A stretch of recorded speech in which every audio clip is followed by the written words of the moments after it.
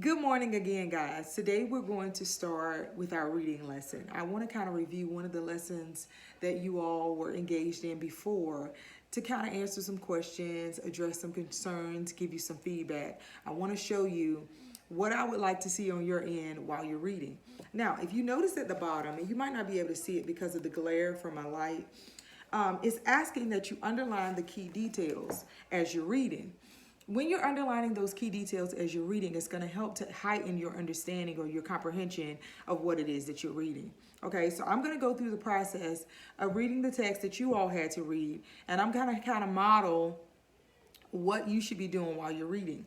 Now, another thing you also want to make sure that you're doing is annotating as you read. That will help to draw your memory to some of those key important details and points that were made in the text. Okay, just kind of remember our annotation symbol anchor chart that we had at the back of our class. So I want you to kind of play with the text, write a few things down as you're reading. That is going to build on that comprehension. Okay, all right, so let's get started. A short history of computers. In 1833, a man named Charles Babbage came up with the idea of the modern computer. So I'm just going to underline that important detail because it lets me know who started this whole process, who came up with the idea. But there was one problem. He couldn't figure out how to make one. I put an infinity mark there because I could make a connection with that. We all have moments in our lives where we can't figure things out, so I'm going to put a star there. 100 years later, computers became a reality. So I underline 100 years later. That was a long time. In 1939, the first computers were invented to help countries fight wars. Then around 1950, companies began using computers to help them run their businesses. These computers were so huge that they filled large rooms.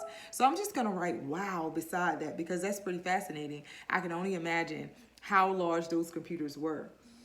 In 1981, the first PC or personal computer was sold. It fit on a desktop and had a keyboard and a screen. Since then, computer use has exploded. Computers are everywhere today.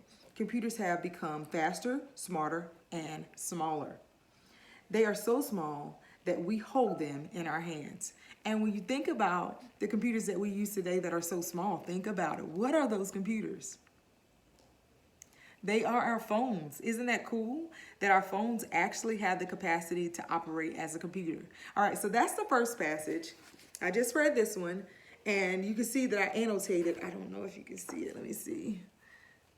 See how I'm annotating in the text? All right, and now I'm going to read the second passage. Computers Today by Aparna Sen. And this one has 2 paragraphs. All right, so let's get started with reading this one. 50 years ago, few people knew much about computers. For the most part, they were used by the government or in businesses. But today, computers are everywhere. So I'm kind of hearing the same thing, some similar things from the first text. So I'm actually going to put a plus sign beside the things that I've heard before. But computers are everywhere. This one said computers are everywhere. This one also said in Computers Today, it also says that computers are used in businesses. So I'm going to underline that one and put a plus sign. You might be surprised to learn how many everyday items contain computers. Cell phones, digital cameras use computers. So do TVs and kitchen ovens. Computers are used to run cars and airplanes. They also keep traffic lights blinking and trains on schedule. So let me underline new information that I received in this text. So they also keep traffic lights blinking. Computers today are using cars and airplanes. I'm underlining these things. They're using TVs and kitchen ovens. They also said in the first passage that they implicated that they were used in cell phones. So I'm gonna put a plus sign there. They're used in digital cameras and used in computers. I say using computers, what am I talking about? They're used in digital cameras. The computers are used in the digital cameras. Hello, guys. All right. All right, so I underline. Let me see if you can see it.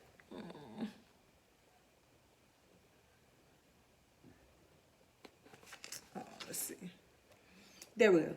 So I underlined the key details that were new in the second passage, and I put a plus sign beside that information that was also read in the first passage, okay? So now when we get to our Venn diagram, which will help us to make these comparisons, you're gonna pull out those key details that you just heard specifically in a short history of computers. And then where you saw or read similar things, you'll put it here. And then here, you're gonna put where it's different. So the outer circles are for the differences. The inner circle is for the similarities or what the text had in common. All right, so let's pull that out. What information did I hear just in a short history about computers? This is what I'm seeing, okay? Because many of us, when we said both, we wanted to say that they both were about computers. That's pretty obvious. Let's dig a little bit deeper. So a short history of computers, what I heard specifically in this text was that Charles Babbage came up with the idea, so I'm going to write that. 100 years later, the computer became a reality.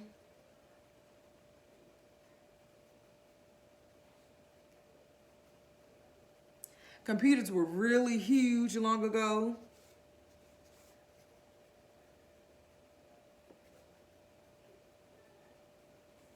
And they also gave me information about the setup or the design of the computer. So I'm gonna put the design. The design in this particular text, they talked about how it was designed with, they had desktop, and with that desktop, they had the keyboard and the screen. So they're giving you the makeup of the computer in times past, all right? Now for computers today, what was new is that the government uses computers. So I'm gonna put government use. We find they're using digital cameras. They're using TVs, kitchen ovens, to run cars, and airplanes. They are also used for traffic. So this is the information that I heard specifically just in the second text on computers today, all right? Now, my similarities will be where I put my plus sign. So in both of the texts, I see that they're writing that computers are everywhere.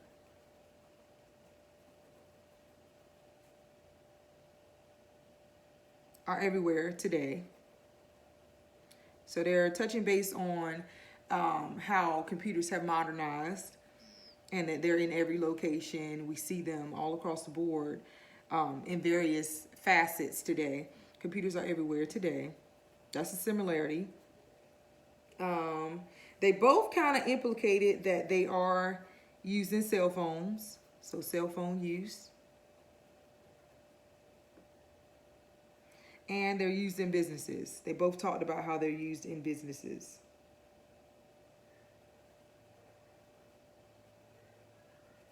So these are the details that I should have added to my Venn diagram.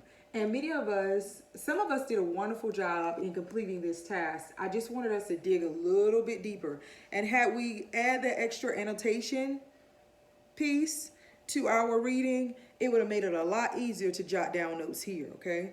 And if you notice, I needed to have quiet time and really kind of work with the text to build on my understanding. And that's what I want you all to actually do at home. So whether your parents are there or if there's nobody really monitoring you, I wanted to send this video to show you exactly how it should be done. Now, in this portion here where it says talk, although it says talk, I want you to actually write your response. It says, what did you learn about computers by reading both articles? I learned that computers have changed a great deal over the years. And I also learned how computers can fit in things that I wouldn't typically expect them to be in, like the kitchen oven. I kind of knew that, but I really didn't pay attention to how they're found in kitchen ovens. And it also reminded me that my phone is a computer.